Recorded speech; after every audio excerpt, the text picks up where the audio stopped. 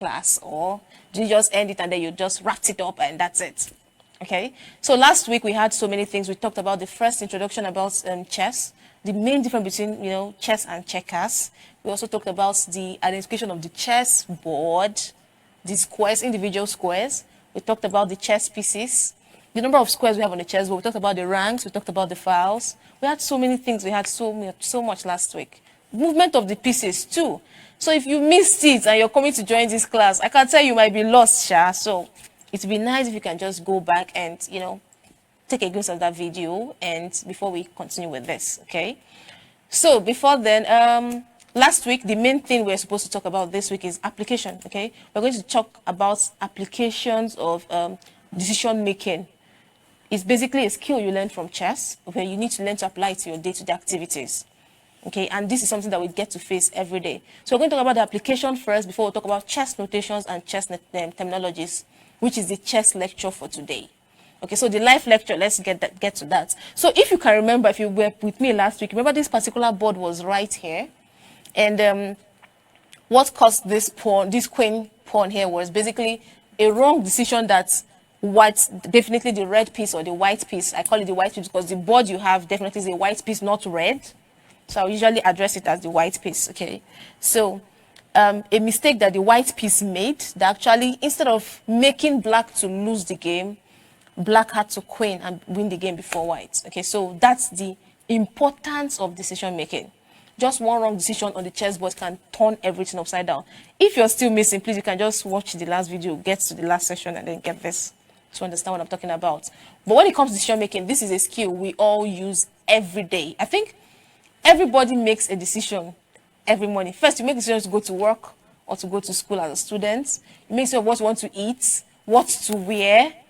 All these are practical decisions, practically things you need to do every day. And what chess does to you is it keeps you in the right standing when it comes to decision making. Now, as a chess player, already, when playing chess, if you make a decision, you decide to push a pawn, there is a consequence. Immediate or later, good or bad, there's going to be a consequence for every action. And skills like this is definitely what nobody's going to teach you decision 101 on board. Nobody's going to teach you that, right? But if you play chess naturally, okay, it comes to you to always be ready to shield any consequence that comes from whatever decision you make, and then gives you some level of guidelines on how to navigate around good or bad decisions. Okay, so let's give brief examples of how to weigh decisions when you want to make a decision, right? So first is decision, you have two options, two or more options, okay? The question is, why should I take this and not take this? Okay, what you want to know first is, what are the immediate consequences? I don't want to go to work this morning. I'll give an example, a common example for myself, okay? You wake up and then you're not motivated to go to work.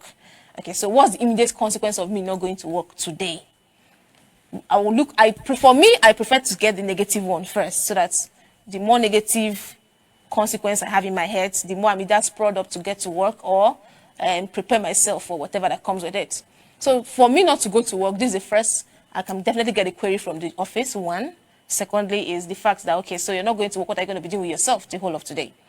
Okay, now it could apply to whatever you're doing, food-wise, whatever. I'm just using my activity as an example for this. Negative effects, definitely I'm going to get a query for not going to work, okay? Now, what's the positive side of it? Maybe I can decide to maybe want to do something, learn a skill with the day, just get some rest, sleep, something, clean up. There should just be something I have to do. That would be the advantage of not going to work for me. Okay, so I will want to weigh the options. Am I really ready to take the consequence that comes from receiving query, which can maybe lead to termination of my job, and which can furthermore come with a lot of cascade of events that follows it? Or can I just postpone the fact that I want to wash, I want to clean my house, I want to cook, and get to the office? And maybe when I come back in the evening, I can do this. Some events are not, you can't push it. You have little control over it. Events you don't have control over should be the first on your priority list. Then events you have control over should be what you should be able to manage or play around. I can wash my clothes anytime, I can clean my house anytime, but I cannot go to the office anytime. Okay? And that's going to bring us to another skill I want to talk about in the next video. Okay? That's next week.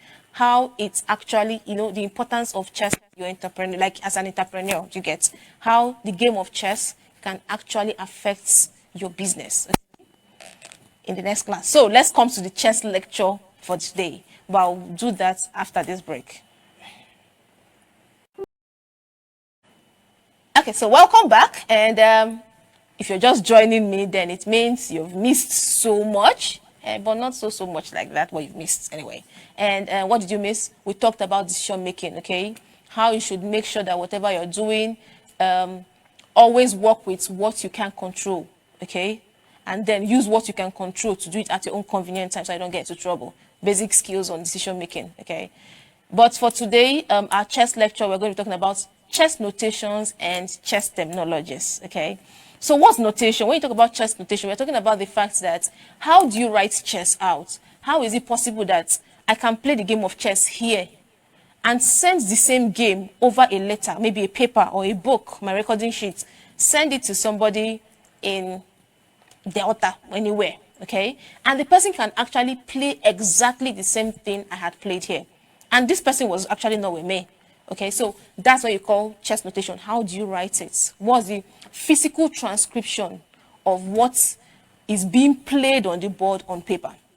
Okay, so first is, I'll tell you, we've talked about in the first class, identification of each squares. Okay, so that's key first for your class. To be able to understand chess notation, you have to understand the squares. And I'm going to give an instance again. Okay. Remember when we talked about you have to mention the alphabet before the numbers. So for a square like this is going to be C6. Okay. Alphabet first, C6, right? For a square like this is going to be E8. Okay. For a square like this is going to be E4. Okay. So remember, you mentioned the alphabets before the numbers. Just a quick recap. Now for chess notations, we have 6 different types of chess pieces, okay? 6 different types of chess pieces. And the 6 chess pieces we have the king. I repeat it again. The one that looks with the cross. We have the queen, the one that has a crown. We have the rook, the one that looks like a castle. We have the knight, the one that looks like a horse. And then we have the bishop, the one that looks like flame. And yes, of course, a pawn. This is the 6th piece, the octuple piece. Okay? Now, let's know how many pieces we have for each player. These are single pieces. Okay? So 1 plus 1, that's 2. These are double pieces. Okay? This is a double pieces. This is a double piece, a double piece, a double piece. So we have 3 double pieces, which means it's going to be 3 by 2, right? That's 6. So 6 plus 2, that's 8. And this is an octuple piece, the pawn, 8. Meaning it's 8 in number. So 8 plus 8, 16. So it means each player actually has 16 chess pieces for the game of chess, okay? So it means altogether, since it's between light and dark players, or between white and black, or red and black, whatever your board says, it means we have 32 chess pieces on the board. Now, when you want to actually talk about chess notations, you have to learn to signify each piece here with their first letter, except the pawn. We'll talk about the pawn much later. So the king starts with a K, right? So king is represented as a K. The queen is represented, queen starts with Q, okay? So queen is going to be represented with the alphabet Q. The rook starts with an R. Now, a lot of people confuse rook for castle. The rook looks like castle. Some ancient players call it castle, which is okay, okay? But for the purpose of chess notations, it's good to address it as a rook so that it starts with an R. Okay, so this starts with an R, rook, and then the bishop starts with a B, the one that looks like a flame and has a slit. It starts with a B, and so it's going to be called a bishop. B, you use the B for it. Now, this is the tricky one, the knight. Knight is knight in shiny armor, K-N-I-G-H-T, right? Not N-I-G-H-T, so you don't make the mistake. And remember, we already have a king that is assigned to the alphabet K. Already. So, and you know the king is the most important piece, right? So the king must take preeminence first. But the knight has to get a notation for itself, which is definitely not a K. So we are going to use an N, the second alphabet on its letter. Did we get it? So to identify it, a quick recap, king is a K, the queen is Q, the rook is R, the bishop is B, and the knight is an N. Okay? Or rather, N rather, okay? So that's how we get the different notations. Now, I'll give you another beautiful instance.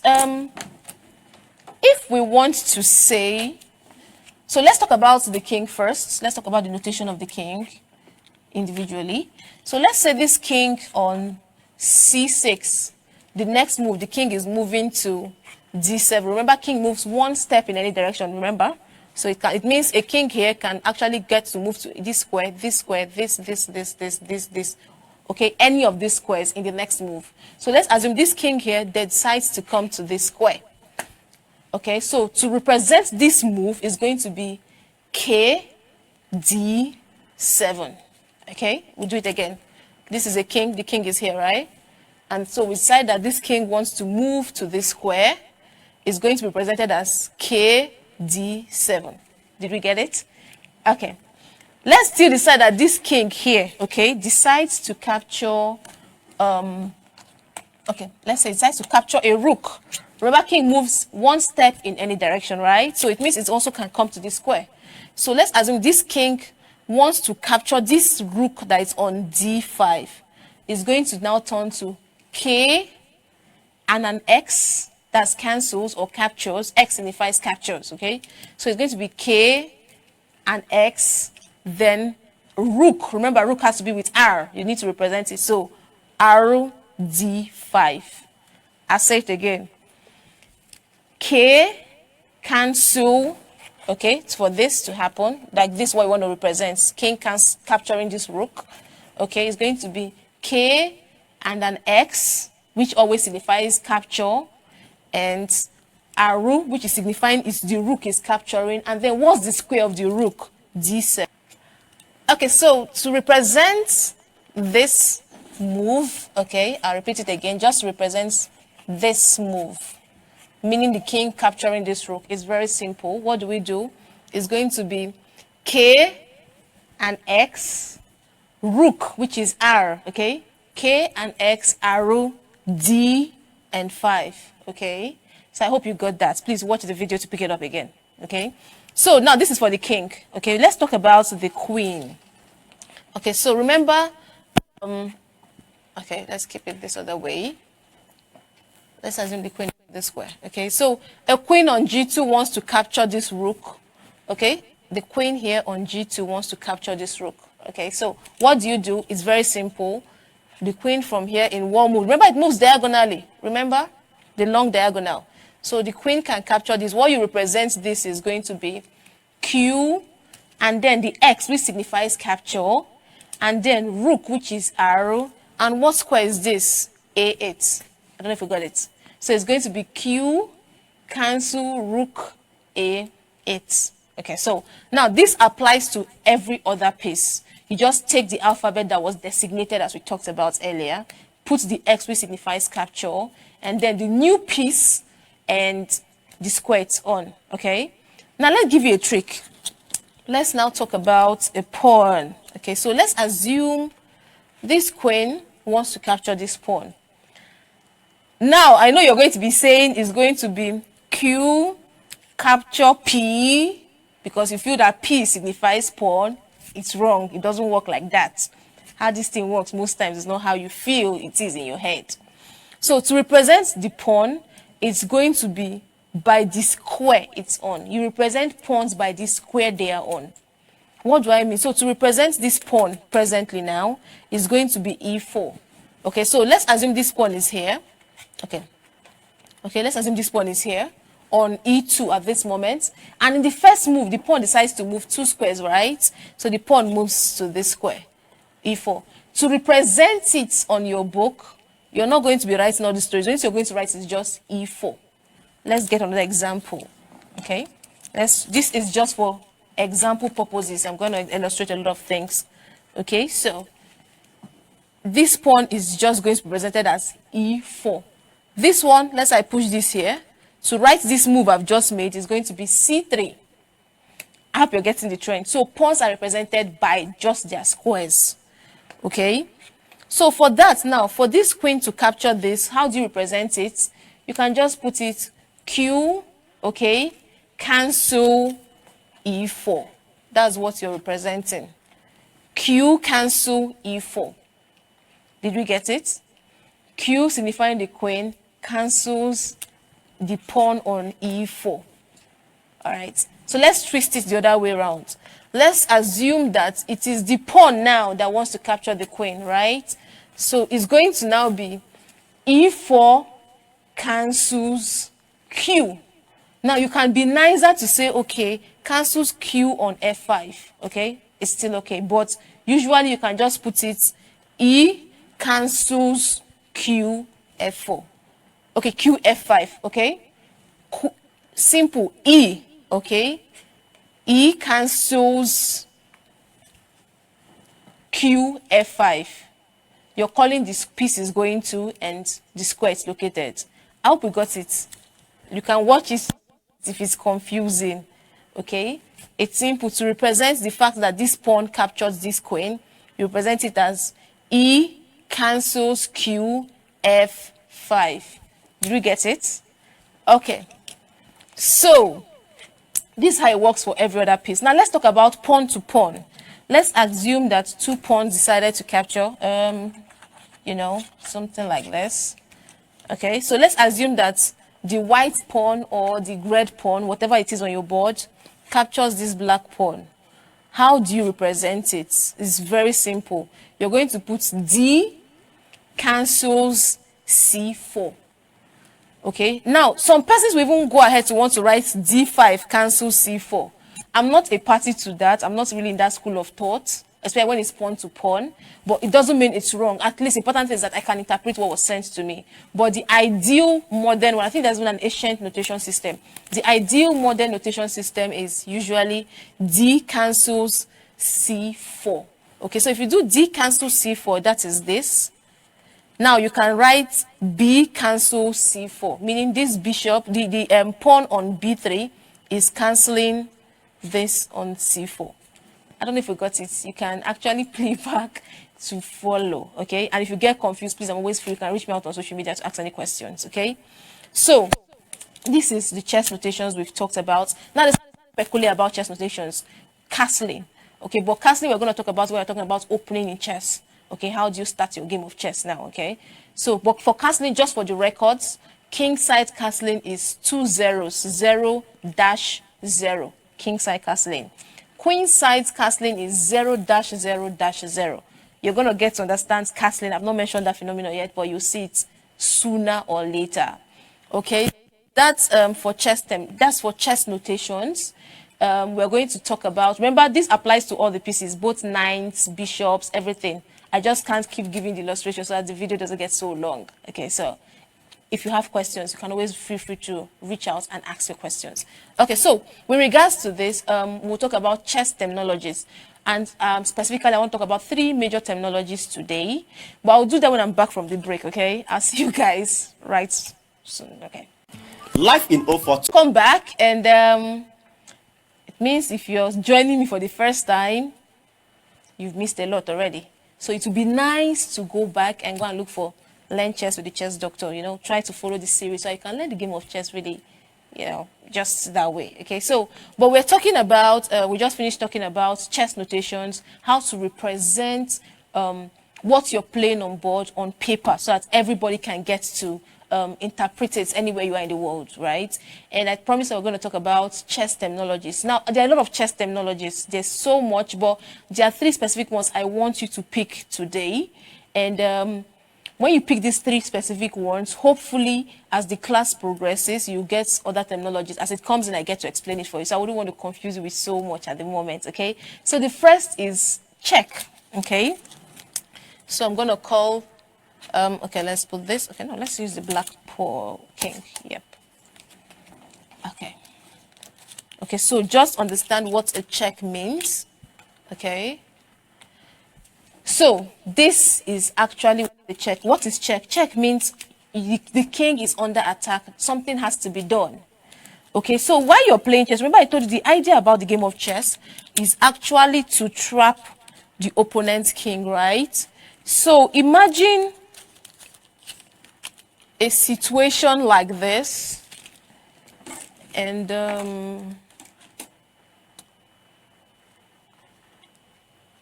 Okay. All right, let's leave it this way. Okay, so this is an ideal example. Okay, please just remember, always bear it at the back of your minds that this is for beginners, and I'm trying to explain a phenomenon, okay? So that you put it at the back of your head. That is just a phenomenon I'm explaining. Okay, let's leave this way. So, with this like this, I'm trying to explain the phenomenon check. Let's assume black, white or red, depending on what's on your board, makes this move, bishop to a5. That is ba5. I hope you understood what I did. The bishop here is on a5, so ba5. Now, ba5 comes with a check. Okay, if you want to represent this on writing, it should be ba5, then a plus as a superscript. Okay, a plus as a superscript. So, but whichever way, ba5 is check. Check means, remember this bishop moves diagonally, so you're under my line of attack. I'm attacking you. And it's called check at that moment, meaning you have to move your king, one, which is running away. You have to block the attack, which is second option, or you capture the piece that is attacking, which is a third option. So it's just like I'm threatening to beat you, okay? An example, I'm threatening to beat you, and the first option is either you run away. Second option is you use your hands to block, okay? Third option is to send someone that is older than me to come and beat me instead. Are we together? So I think I try to do this illustration so it's something you can relate with to understand the concept of check and the things that you should do when you're under check. Okay, so the first is now option one, check. Your king's under line of attack. Option one, you run away. I'm out of the line of attack. So it means if I decide to do bishop b4 back, I'm still coming to attack again. Did you get it? So option one is I will run away. Okay. Option two, imagine I decide not to run away. I can block with the knight. Remember the L shape, 1, 2, 3, and shift. Remember the L shape. I can try to block this. Did you get it? And now when I'm blocking this, what does it mean? It's less, it's not so good because I can still capture it. Okay, but it's okay. You can also block when you're on that line of attack. Okay. Option three, where I gave the example of using someone that is bigger to beat me, is to capture this. Okay, I can, instead of doing, I cannot do rook cancel bishop a5, meaning the rook can actually come and capture the bishop. Did we get it? So check means your king is under line of attack, and when your king is under line of attack, there are three possible outcomes. You run away, you block the line of attack, or you capture the attacking piece. That's the first phenomenon. Now let's talk about the second one. The second one we're going to talk about is checkmate. Okay, so what's checkmate? Checkmate means you're under line of attack now, and there's no place to run to. Like, at this point, you're there, you can't do anything. You're just going to just sit down and the game is up. The idea is to checkmate the king, right? So checkmate means game over. Okay, king is dead. Literally, that's what it means in Hindu or Sanskrit. You know, one of those Hindu languages. Okay, so for a checkmate, I'm trying to illustrate a checkmate for us. We can let's see what we can do. Okay, so please watch, it's very key you get this. So imagine white or red gets to do this. This is a checkmate. How is it a checkmate? Nothing can capture this piece, one. If nothing can capture this piece, because, okay, so I'm attacking the king now. Where is the king? Where can you go to? You can't block, you can't run away, and there's obviously no piece that can capture this king, the rook that is attacking. Okay, so to represent a checkmate, what you do is, for this is going to be arrow f8 and then a hash, not a plus, a superscript hash. That's signifying checkmate, okay? So this is signifying, now checkmate comes in different forms. But further ahead, you're going to talk about the different forms of checkmates, okay? We'll show you that, but just understand the terminology. Checkmate means game over. King is under attack and there's nothing to be done. Now, we'll talk about the fourth one, the third terminology rather, and that terminology is stalemate. Okay, so stalemate is the king is not under attack and there is no place to go to. The king is not under attack and there's no move to make. Okay, so something like this is a stalemate. Because, okay, so for this move now, let's assume it is black to play. If it is black to play, this is a stalemate because first it can't come here because remember, this pawn actually captures diagonally. Forward ever, backward never. And this pawn is coming from here, right? So it can't even come here because this square is under attack. It can't come here too because it's under attack. And then there's something we call no kissing king. You know, in the game of chess, a king should not be close to a king like this. It's very wrong. A king must always be squares apart. Okay, so if you're putting into the principle of no kissing king, which is a very important thing, you should always have at the back of your mind, it skipped maybe one of the videos. With no kissing king principle, it means no, this king cannot come to, any of these kings cannot move to any of these squares. Did we get it? So it means with a situation like this, if it is black to play, it is a stalemate because there's no move, no logical move, and there's no other piece on the board. But let's assume that there's a pawn here. Once this pawn is here, the game changes because this is not a stalemate because you have something else to move. You have another piece to move. Okay? So stalemate means king is under attack, is not under attack, and there's nothing for me to play. Checkmate means king is under attack and I don't have where to go to. And check means king is under attack and I have things I can do or something to do to salvage the situation. Okay, so for this, if it's black, it's stalemate. If it's white, it's nothing, game on. So for this, white can decide to go here. Once white does this, black can come out, and this becomes a win for white because at this point, you can get a queen on board and get a checkmate. Okay, so it gets confusing, you know, as we go further, it gets a little bit complicated, but it's okay. Feel free to actually watch the videos. If you have any questions, please reach out to me on any of my social media handles. Feel free to send me DM or anything. It's actually below at the moment. You'll see my Instagram, Doc Jovita. You see my YouTube, Doc Jovita TV. You see my Twitter handle, the Chessdoctor T. You know, T Chessdoctor. Everything you want is right on your screen. And I'll have to call it a day. As much as I want to keep talking chess, I have to wrap it up here. I hope to see you guys next week, same time, same station, and same hour. Okay, until then, I'm still Dr. Jovita, but you can call me the Chess Doctor. See you guys.